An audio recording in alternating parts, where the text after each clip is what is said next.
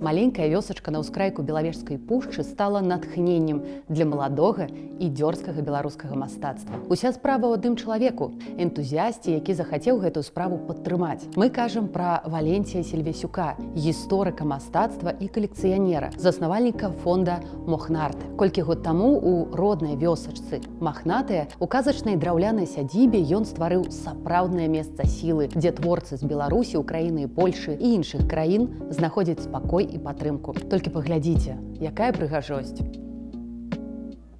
З такой мастацкай рэзідэнцыі ўжо паспелі скарыстацца многія творцы. Надзя Саяпіна зняла тут свой відэапраект «Покуць». Ілья Спрынджук стварыў «Рунь» – бетонную інсталяцыю з аптычнымі валокнамі. Іншыя праекты паказваюць боль памежжа. Напрыклад, інсталяцыя «Бяспечнае месца» Яўгена Глушаня, альбо скульптура Розы Бусел «Пагранічная зона 1». Супрацоўнічае фонд і з мастакамі з Падляшша.